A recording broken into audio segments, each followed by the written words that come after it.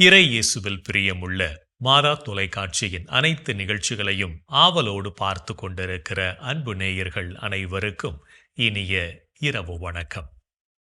இன்று நமது தாய் திரு அவையானது அனைத்து புனிதர்களின் விழாவை கொண்டாடி மகிழ்ந்திருக்கின்றது.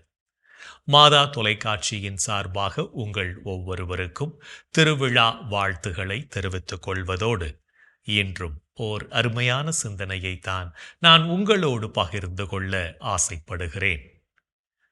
கடவுளால் படைக்கப்பட்ட நாம் ஒவ்வொருவரும் புனிதத்தன்மை கொண்டவர்களாக வாழ வேண்டும் என்று நினைக்கிறோம். புனிதர்களாவதற்கு பெரிய பெரிய காரியங்களை செய்ய வேண்டும் என்பதை விட நாம் அன்றாடம் செய்யும் செயல்பாடுகளில் புனிதத்தை கடைபிடிக்க வேண்டும் என்றே சொல்லலாம். ஒருவரை ஒருவர் விட்டு கொடுத்து வாழ்வது, மற்றவர்கள் நமக்கு எதிராக செய்த குற்றங்களை மன்னித்து ஏற்றுக்கொள்வது, மற்றவர்களை பற்றிய முற்சார்பு எண்ணங்களை நம்மிடமிருந்து களைவது, நம்மை அணுகுவோரை அன்புடன் நடத்துவது, நமக்கு பிடிக்காதவர்களிடம் முகம் கோணாமல் நடந்து கொள்வது, ஒருத்தல் முயற்சிகளை மேற்கொள்வது, இன்னும் சொல்லிக்கொண்டே போகலாம். ஆக இவை அனைத்தையும் கடைபிடித்தால் நம் வாழ்வு நலமாகும் என்பதை புரிந்து கொள்வோம். புனிதர்கள் தாங்கள் செய்த சிறு சிறு செயல்களையும் அர்ப்பணிப்புடனும் தியாக உணர்வுடனும் செய்து வாழ்ந்தவர்கள். தங்கள் விருப்பத்தை விடுத்து இறை விருப்பம் தங்கள் வாழ்வில் நிறைவேற தங்களையே அர்ப்பணித்தவர்கள். தங்கள் வாழ்வில் சந்தித்த ஒவ்வொரு துன்பத்தையும் இன்பமாக ஏற்றுக்கொண்டு வாழ்ந்தவர்கள். பிறர் வாழ தங்களையே முழுவதுமாக கையளித்தவர்கள். இத்தனை நல்ல குணங்கள் நிறைந்த புனிதர்களின் வாழ்வை வாழ நாம் விருப்பம் கொள்கிறோமா என்று யோசித்து பார்ப்போம். யோசித்து பார்ப்பதோடு நின்று விடாமல் அதனை வாழ்வாக்க முயற்சி எடுப்போம். புனிதராவதற்கே நாம் அழைக்கப்பட்டுள்ளோம் என்பதை நினைவுபடுத்துவதற்கே அனைத்து புனிதர்களின் பெருவிழா கொண்டாடப்படுகிறது. நாமும் புனிதர்களின் கூட்டத்தில் இடம்பெற இவ்விழா நமக்கு அழைப்பு விடுக்கிறது. புனிதம் மனிதத்தின் நிறைவு. எனவே இந்த மானிட வாழ்வை நிறைவாக வாழ்ந்தவர்கள்தான் புனிதர்களாகிறார்கள். புனிதர்களாவதற்கு நமக்கு ஏராளமான தடைகள் இருக்கத்தான் செய்கின்றன. அதையும் தாண்டி நாம் துணிச்சலோடு பயணிக்க வேண்டும். பயமும் கவலையும் தான் மனித வாழ்வின் அனைத்து பிரச்சனைகளுக்கும் ஆணிவேராக இருக்கிறது. இவ்விரு மனநிலைகள்தான் நம்மை ஆட்டி படைக்கின்றன என்பதை கருத்தில் கொள்ள வேண்டும். பல சமயங்களில் பயம் நமது பிரச்சனைகளை பூதாகரமாக்கி காட்டுகிறது. அதற்கு தீர்வு காண்பது மிக மிக கடினம் என உபதேசிக்கிறது. சம்பந்தமில்லா காரியங்களையும் பிரச்சனையோடு கோர்த்து விடுகிறது. இதனால் பிரச்சனைகளை மேலும் சிக்கலாக்குகிறது. இன்னும் சொல்ல போனால் பயம் நம்மை முட்டாளாக்கி விடுகிறது. பல சமயங்களில் சமூகமும் மற்றவர்களும் என்ன நினைப்பார்களோ என்று அஞ்சியே பல காரியங்களை நாம் செய்கிறோம். ஆக பயத்தின் வேர் நுழையாத இடமே இல்லை. ஒரு விதத்தில் கவலையும் பயத்திலிருந்தே உருவாகிறது. இந்த பயத்திலிருந்து விடுதலை பெறுவது எப்படி? பயத்திலிருந்து விடுதலை பெற வழி ஆண்டவரிடம் நாம் முற்றிலும் சரணடைய வேண்டும். ஆண்டவர் நம்மை பார்த்து கொள்வார் என்பதை நம் மனதில் பதித்து வாழ்வோம். ஒரு நாள் அந்தோணிக்கு தேவாலயத்திற்கு செல்லவே பிடிக்கவில்லை. புனிதர்கள் என்றாலே வானத்தில் மிகவும் உயரத்தில் இருக்கும் கண்ணுக்கு தெரியாத ஏதோ ஒரு பெரிய ஆள் என்றுதான் அவன் நினைத்து கொண்டிருந்தான். நான் என்ன பெரிய தியாகியா, சந்நியாசியா, எனக்கு ஏன் தேவையில்லாத இந்த புதிய சிந்தனை என்று தனக்குள்ளேயே அவன் முணுமுணுத்து கொண்டான். அவனுடைய பாட்டி மேரி, போக வேண்டும் அந்தோணி, இன்றைக்குத்தான் நமக்கு தெரியாத அத்தனை நல்ல உள்ளங்களையும் நாம் நினைவு கூறும் நாள் என்று வற்புறுத்தி தேவாலயத்திற்கு அவனை அழைத்துச் சென்றார். திருப்பலி முடிந்து வீடு திரும்பும் போது ஒரு முதியவர் நடுங்கியபடி சாலையில் நின்று கொண்டிருந்தார். தம்பி, என்னால் இந்த சுமையான மூட்டையை தூக்க முடியவில்லை. என் வீடு வரை கொஞ்சம் கொண்டு வந்து விட முடியுமா என்று மெல்லிய குரலில் கேட்டார். அந்தோணிக்கு எரிச்சலாக வந்தது. இன்று எனக்கு முக்கியமான நாள். இதை சுமந்து போனால் எனக்கு புண்ணியமா என்ன என்று யோசித்தான். ஆனால் பாட்டியின் முகம் அவனுடைய நினைவுக்கு வந்தது. தயக்கத்துடன், சரிங்க தாத்தா என்று சொல்லிவிட்டு அந்த கனமான மூட்டையை தூக்கினான். முதியவரின் வீடு ஒரு குறுகிய சந்தில் இருந்தது. மூட்டையை இறக்கி வைத்துவிட்டு தனது வியர்வையை துடைத்து கொண்ட அந்தோனியிடம் முதியவர் கனிவுடன், ரொம்ப நன்றி தம்பி, உன்னை ரொம்ப கஷ்டப்படுத்திட்டேன் என்றார். அப்போதுதான் அந்தோனி கவனித்தான், முதியவரின் வீட்டில் ஒரு சிறிய மரச்சட்டம் இருந்தது. அதில் அவர்களுடைய குடும்பத்தில் மறைந்த 3 பேரின் புகைப்படங்கள் மலர்களால் அலங்கரிக்கப்பட்டிருந்தன. அந்தோனி, தாத்தா, நீங்கள் ஏன் இன்றைக்கு மட்டும் இந்த புகைப்படங்களை அலங்கரித்து வைத்திருக்கிறீர்கள் என்று கேட்டான். அதற்கு முதியவர், தம்பி, இன்றைக்கு புனிதர் அனைவரின் நாள் இல்லையா? எங்களுடைய வீட்டில் பெரிய தியாகங்கள் செய்தவர்கள் இல்லை. ஆனால் தனது கையில் இருப்பதை மற்றவர்களுடன் பகிர்ந்த என் அம்மா, எப்போதும் கோபமே படாத என் அப்பா, ஊர் மக்களுக்கு உதவிய என் மாமா, இவர்கள் எல்லோரும் நல்லவர்கள், புனிதமானவர்கள். மற்ற பெரிய புனிதர்களை நினைப்பது போலவே இவர்களையும் நினைத்து நன்றி சொல்கிறோம். ஒவ்வொரு நல்ல மனிதரும் ஒரு புனிதர்தானே என்றாராம். அந்தோனிக்கு ஒரு மின்னல் வெட்டியது போல இருந்தது. ஆம், புனிதர்கள் என்பவர்கள் வானத்தில் இருக்கும் ஏதோ பெயர்கள் மட்டுமல்ல. அன்றாட வாழ்க்கையில் அன்பு, உதவி, தியாகம் என்ற நல்ல செயல்களை செய்யும் ஒவ்வொருவருமே புனிதர்கள்தான் என்பதை அவன் அப்போது உணர்ந்து கொண்டான். நாமும் நாளும் நல்ல செயல்களை செய்து புனிதர்கள் கூட்டத்தில் பங்கெடுப்போம். அப்போது நாமும் புனிதத்தில் வளர முடியும் என்பதையும் உணர்ந்து கொள்வோம். இன்றைய தினத்தை எடுத்துக்கொள்வோம். இந்த நாள் முழுவதும் நாம் புனிதத்தில் வளர வேண்டும் என்று ஆசைப்பட்டோமா என யோசித்து பார்ப்போம். மேலும் இந்த நாளில் நமது செயல்பாடுகள் எப்படிப்பட்டதாக இருந்தது என்று நம்மையே நாம் கேட்டு பார்ப்போம்.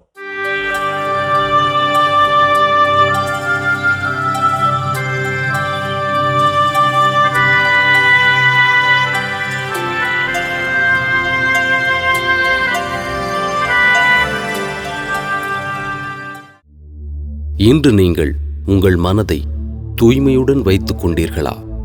அமைதி அருளும் கடவுள்தாமே உங்களை முற்றிலும் தூய்மையாக்குவாராக. அவரே நம் ஆண்டவர் இயேசு கிறிஸ்து வரும்போது உங்களுடைய உள்ளம், ஆன்மா, உடல் அனைத்தையும் குற்றமின்றி முழுமையாக காப்பாராக. இன்று நீங்கள் மற்றவர்களை பழிவாங்கும் எண்ணத்தோடு நடந்து கொண்டீர்களா? பழி வாங்குவோர் ஆண்டவரிடமிருந்து பழிக்கு பழியே பெறுவர். ஆண்டவர் அவர்களுடைய பாவங்களை திண்ணமாய் நினைவில் வைத்திருப்பார். இன்று நீங்கள் உங்களோடு உள்ளதை மற்றவரோடு பகிர்ந்து கொண்டீர்களா? பணத்தை உன் சகோதரர்களுக்காகவோ நண்பர்களுக்காகவோ செலவிடு. அழிந்து போகும்படி அதை கல்லுக்கு அடியில் மறைத்து வைக்காதே. இன்று நீங்கள் உங்களிடம் கொடுக்கப்பட்ட பணத்தை நேர்மையோடு கையாண்டீர்களா? செல்வத்தின் மீதுள்ள விழிப்பு உடலை நலியச் செய்கிறது.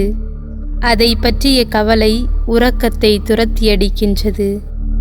இன்று நீங்கள் கடவுளை போற்றி புகழ்ந்தீர்களா? நமது வலிமையாகிய கடவுளை மகிழ்ந்து பாடுங்கள். யாக்கோபின் கடவுளை புகழ்ந்து ஏத்துங்கள். இன்று நாம் இறைவனுக்கு ஏற்புடைய செயல்களை செய்திருந்தாலும் சமயங்களில் இறைவனுக்கு எதிராகவும் செயல்பட்டு பாவத்தில் விழுந்திருப்போம். அத்தகைய தருணங்களுக்காக மனம் வருந்தி மன்னிப்பு கேட்டு மனத்துயர் மன்றாட்டை ஜெபிப்போம்.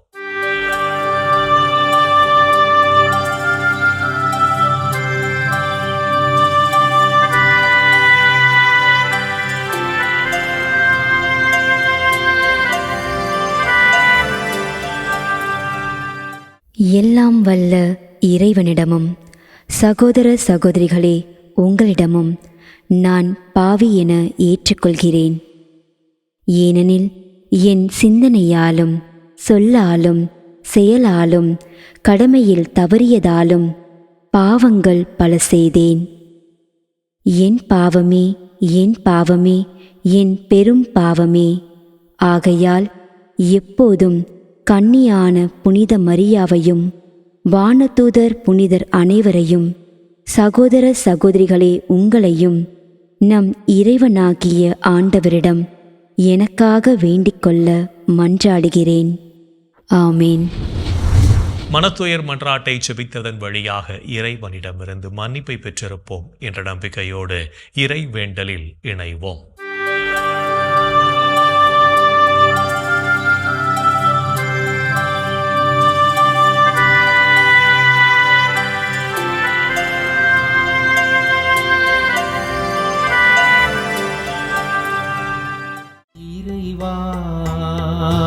இறைவா, எமக்கு துணை புரிய வாரும்.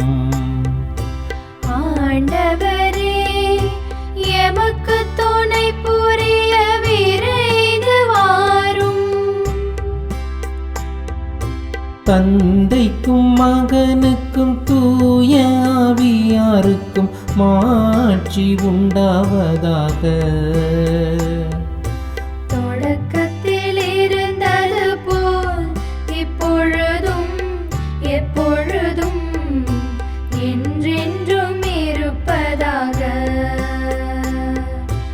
ஆமென்.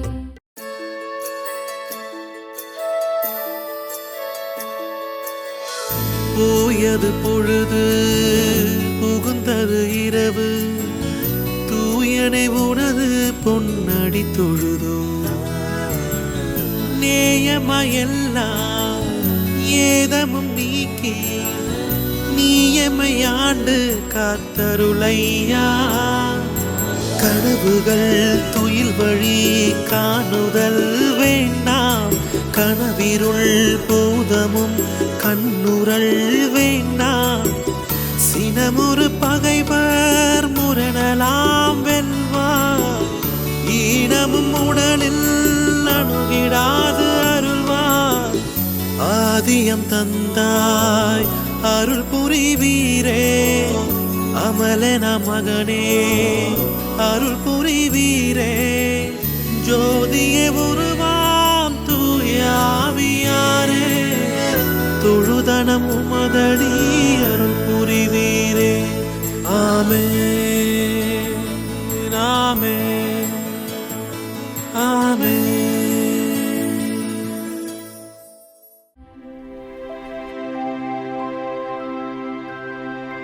ஆண்டவரே, ஆண்டவரே, எனக்கு இறங்கி என் வேண்டுதலுக்கு செவி சாய்த்தருளும். ஆண்டவரே, ஆண்டவரே, எனக்கு இறங்கி என் வேண்டுதலுக்கு செவி சாய்த்தருளும்.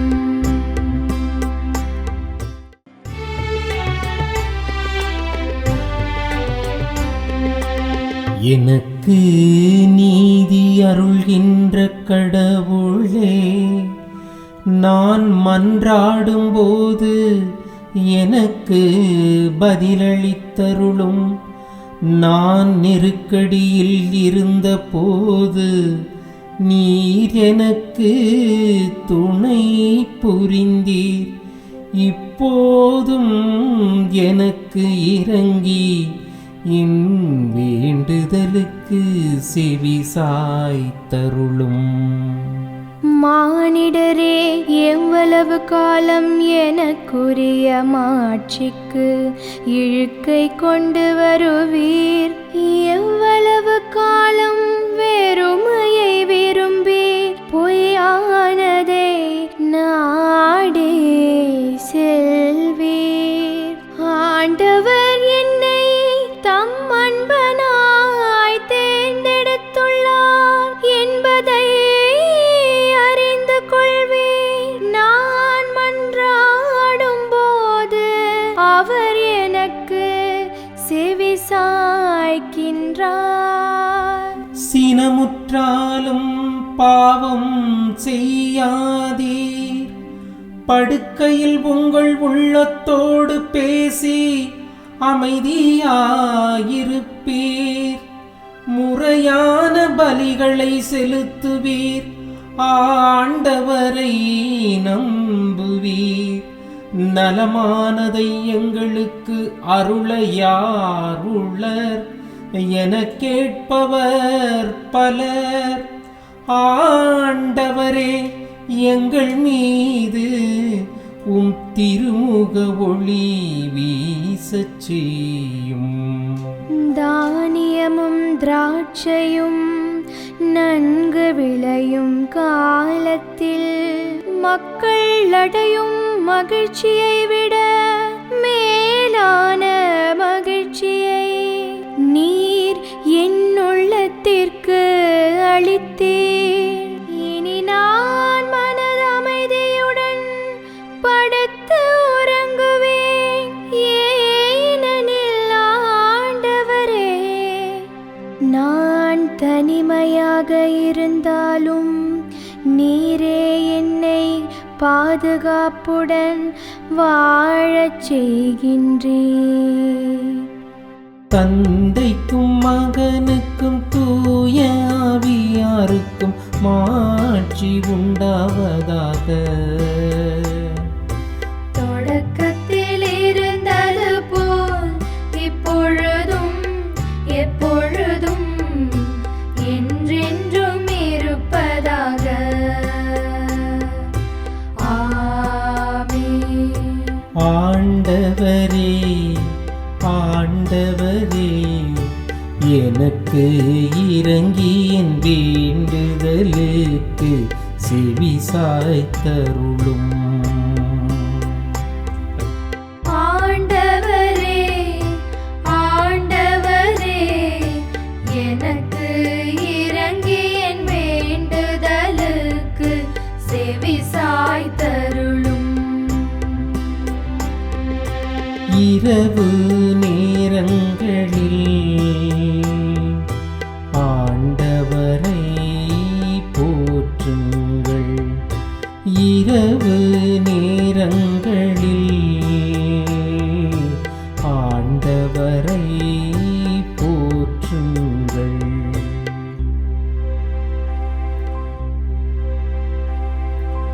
இரவு நேரங்களில் ஆண்டவரின் இல்லத்தில் பணி செய்யும் ஆண்டவரின் ஊழியரே, நீங்கள் அனைவரும் ஆண்டவரை போற்றுங்கள். தூயகத்தை நோக்கி கைகளை உயர்த்தி ஆண்டவரை போற்றுங்கள். விண்ணையும் மண்ணையும் உண்டாக்கிய ஆண்டவர் சீயோனிலிருந்து உங்களுக்கு ஆசி வழங்குவாராக. தந்தைக்கும் மகனுக்கும் தூய ஆவியாருக்கும் மாட்சி உண்டாவதாக. தொடக்கத்தில் இருந்தது போல் இப்பொழுதும் எப்பொழுதும் என்றென்றும் இருப்பதாக. ஆமென். இரவு நேரங்களில் ஆண்டவரை போற்றுங்கள். இரவு நேரங்களில்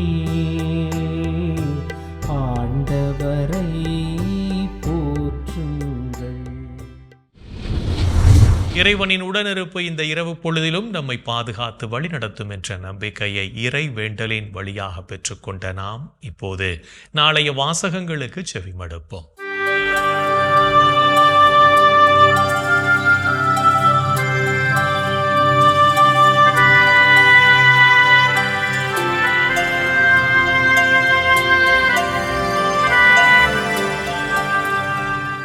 நாளைய திருப்பலி வாசகங்கள். முதல் வாசகம் சாலமோனின் ஞான நூலிலிருந்து வாசகம். அதிகாரம் 3, இறை வார்த்தைகள் 1 முதல் 9 முடிய. பதிலுரை பாடல். திருப்பாடல். அதிகாரம் 27, இறை வார்த்தைகள் 1, 4, 7 முதல் 9 மற்றும் 13 முதல் 14 முடிய. இரண்டாம் வாசகம் திருத்தூதர் பவுல் ரோமையருக்கு எழுதிய திருமுகத்திலிருந்து வாசகம். அதிகாரம் 6 இறை வார்த்தைகள் 3 முதல் 9 முடிய. யோவான் எழுதிய தூய நற்செய்தியிலிருந்து வாசகம். அதிகாரம் 11 இறை வார்த்தைகள் 17 முதல் 27 முடிய. அக்காலத்தில் இயேசு பெத்தானியாவுக்கு வந்தபோது லாசரை கல்லறையில் வைத்து ஏற்கனவே 4 நாள் ஆகியிருந்தது. பெத்தானியா எருசலேமுக்கு அருகில் ஏறக்குறைய 3 கிலோமீட்டர் தொலையில் இருந்தது. சகோதரர் இறந்ததால் மார்த்தா, மரியா இவர்களுக்கு ஆறுதல் சொல்ல பலர் அங்கே வந்திருந்தனர். இயேசு வந்து கொண்டிருக்கிறார் என்று கேள்விப்பட்டதும் மார்த்தா அவரை எதிர்கொண்டு சென்றார். மரியா வீட்டில் இருந்து விட்டார். மார்த்தா இயேசுவை நோக்கி, ஆண்டவரே, நீர் இங்கே இருந்திருந்தால் என் சகோதரன் இறந்திருக்க மாட்டான். இப்போது கூட நீர் கடவுளிடம் கேட்பதையெல்லாம் அவர் உமக்கு கொடுப்பார் என்பது எனக்குத் தெரியும் என்றார். இயேசு அவரிடம், உன் சகோதரன் உயிர்த்தெழுவான் என்றார். மார்த்தா அவரிடம், இறுதி நாள் உயிர்த்தெழுதலின் போது அவனும் உயிர்த்தெழுவான் என்பது எனக்குத் தெரியும் என்றார். இயேசு அவரிடம், உயிர்த்தெழுதலும் வாழ்வும் நானே. என்னிடம் நம்பிக்கை கொள்பவர் இறப்பினும் வாழ்வார். உயிரோடு இருக்கும்போது என்னிடம் நம்பிக்கை கொள்ளும் எவரும் என்றுமே சாக மாட்டார். இதை நீ நம்புகிறாயா என்று கேட்டார். மார்த்தா அவரிடம், ஆம் ஆண்டவரே, நீரே மெசியா, நீரே இறைமகன், நீரே உலகிற்கு வரவிருந்தவர் என நம்புகிறேன் என்றார். ஆண்டவரின் அருள்வாக்கு. கிறிஸ்துவே உமக்குப் புகழ். நாம் அனைவரும் ஆண்டவர் மீது நம்பிக்கை கொண்டு வாழவும் அவரின் விழுமியங்களை வாழ்வாக்கவும் அழைப்பு விடுக்கும் இயேசுவின் குரலுக்கு செவி மடுத்து வாழ்வோம் என்ற சிந்தனையோடு சிமியோன் பாடலில் இணைவோம்.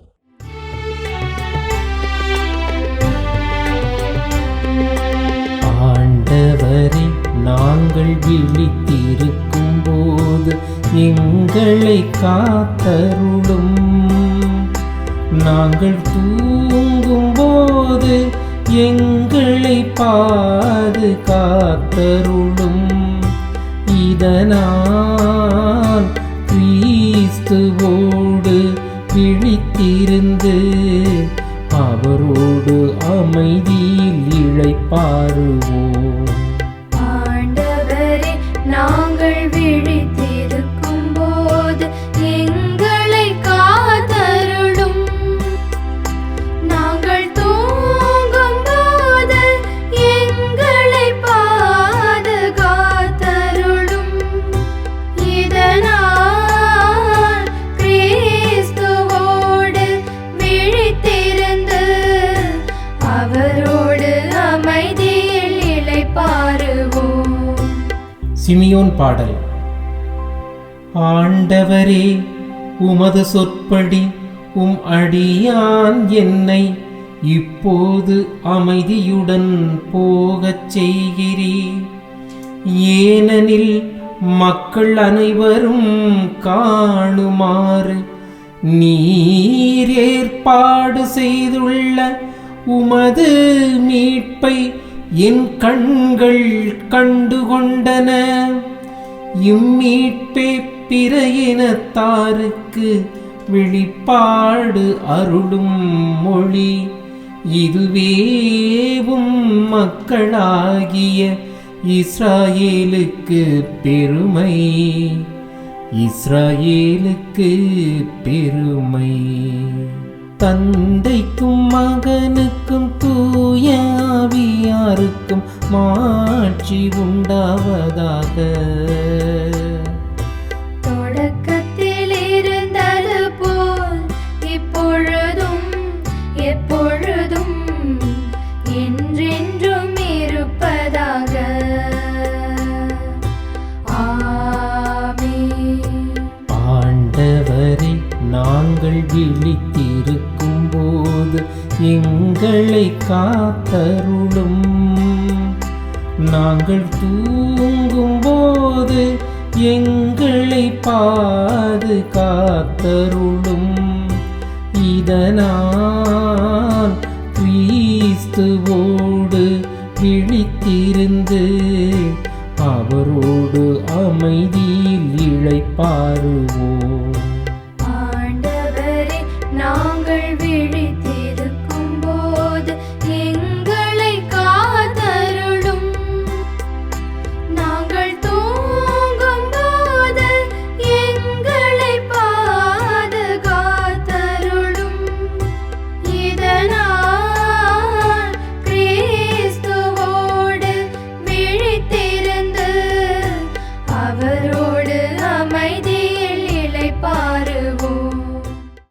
நவம்பர் 2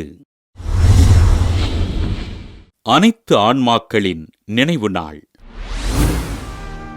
இறந்த ஆன்மாக்களுக்காக ஜெபிப்பதையும் அவர்களின் பாவம் மன்னிக்கப்படுவதற்கு பலி செலுத்துவதையும் திருச்சபை தொடக்க கால முதலே கடைபிடித்து வருகின்றது. இறந்தவர்களுக்காக நாம் ஜெபிக்கின்ற போது அவர்களின் ஆன்மா இறைவனில் நித்திய இளைப்பாறுதல் அடைகிறது என்பதையும், இறந்தவர்கள் நமக்காக இறைவனிடம் பரிந்து பேசுகிறார்கள் என்பதையும் 2ஆம் வத்திக்கான் பொது சங்கம் உறுதி செய்கிறது.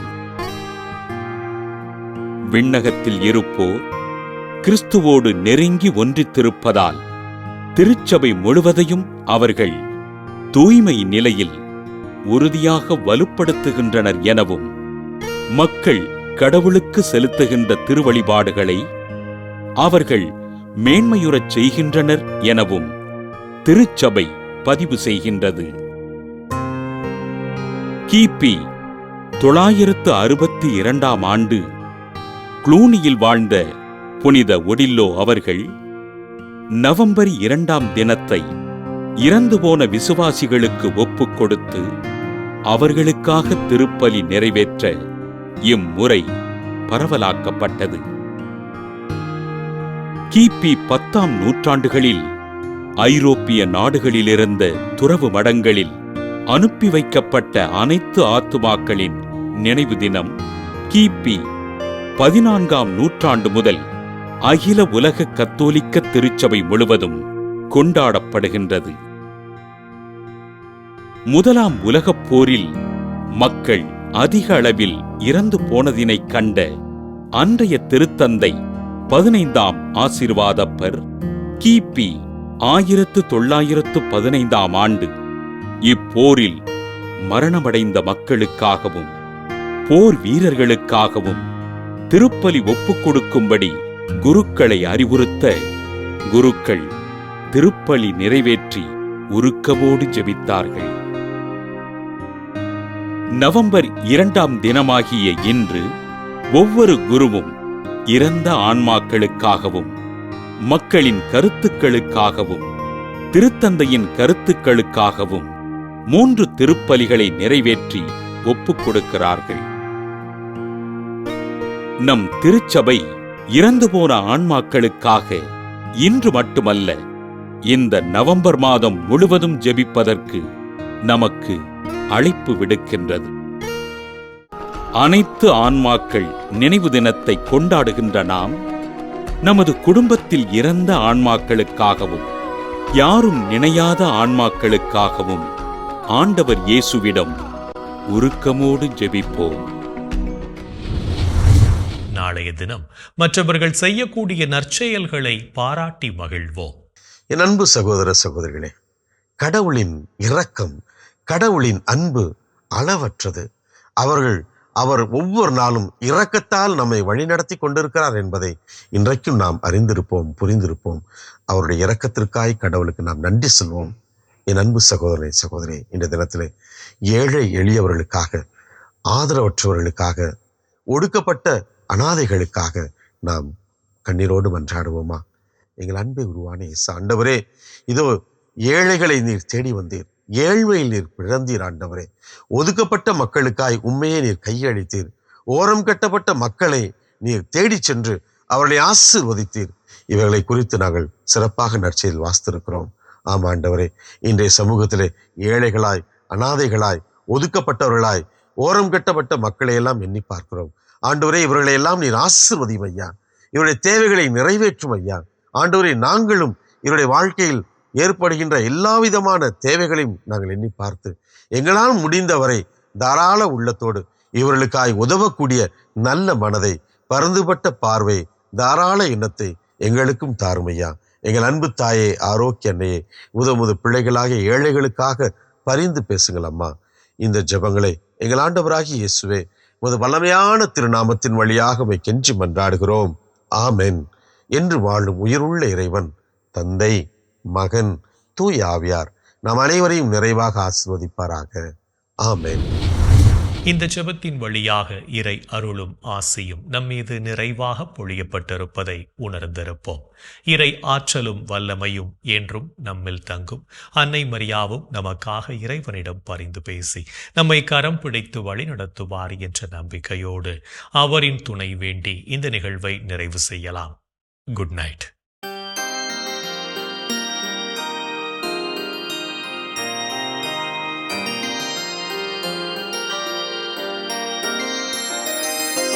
வாழ்க அரசியே தயை மிகு அன்னையே, வாழ்வே இனிமையே தஞ்சமே வாழ்க. தாயகம் இழந்த ஏவையின் மக்கள் தாயே என்றும்மை கூவி அழைத்தோ. கண்ணீர் கனவாய் நின்றும்மை நோக்கி கதறியே அழுதோம், பெருமூச்செறிந்தோம். ஆதலால் எமக்காய் பரிந்துரைப்பவரே, அன்புடன் எம்மை கடைக்கண் பாரே.